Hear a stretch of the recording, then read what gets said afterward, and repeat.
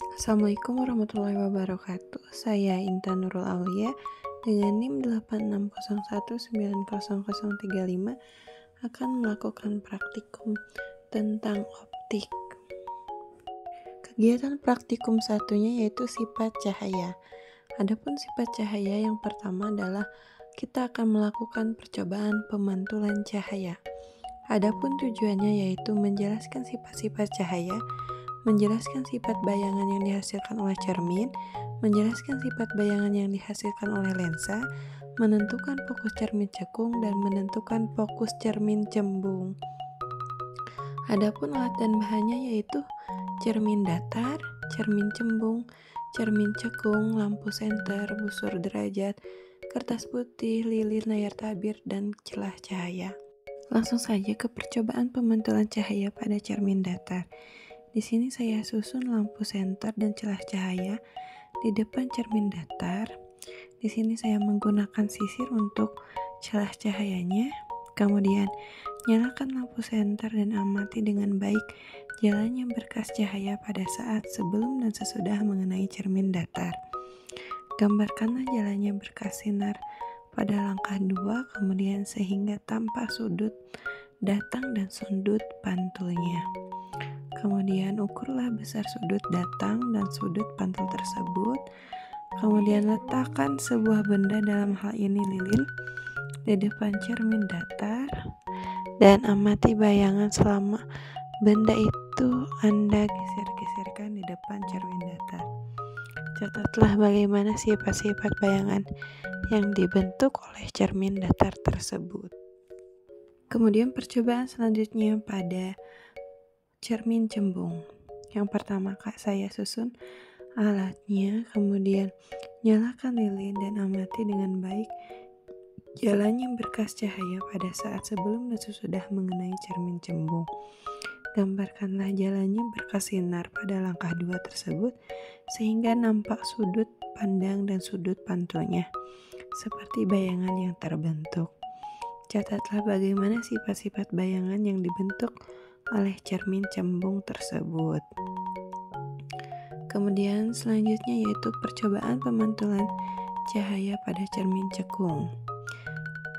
Langkah pertama yaitu kita sudah menyusun alat, kemudian nyalakan lilin dan amati dengan baik jalannya berkas cahaya pada saat sebelum dan sesudah mengenai cermin cekung. Kemudian gambarkan jalannya berkas cahaya tersebut.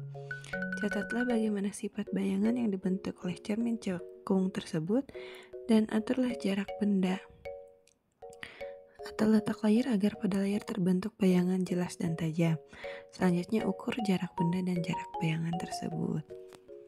Berdasarkan percobaan yang telah dilakukan, dapat disimpulkan bahwa cermin datar menghasilkan bayangan tegak sama besar dan maya, sedangkan cermin cembung menghasilkan bayangan tegak dan lebih kecil dan maya.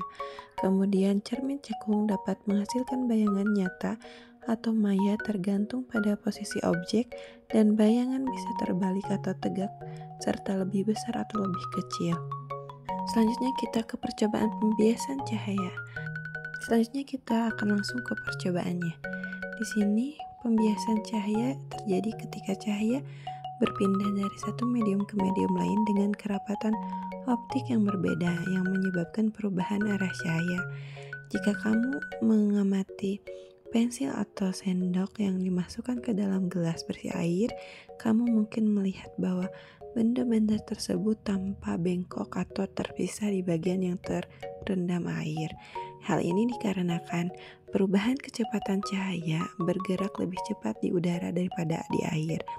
Kemudian sudut pandang atau sudut pembiasan ketika cahaya mengenai permukaan air, sebagian cahaya dibiaskan dengan sebagian lagi dipantulkan.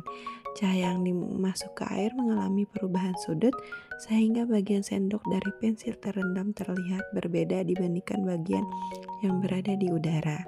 Kemudian efek visual mata kita yang menangkap cahaya yang datang dari objek tersebut, tetapi karena pembiasan posisi benda terlihat berubah, itulah mengapa sendok dan pensil tampak bengkok atau terpisah di permukaan air. Selanjutnya pergunakanlah lensa cembung dan lensa cekung untuk mengamati sebuah huruf pada buku dengan jarak yang relatif dekat antara lensa dan huruf. Kemudian gerakan lensa perlahan-lahan menjauhi huruf tersebut sampai bayangan huruf menjadi sangat besar dan kabur atau tidak tampak, dan ukurlah jarak huruf ke lensa pada saat tersebut dan catat bagaimana sifat-sifat bayangan yang dibentuk oleh lensa cembung dan lensa cekung tersebut.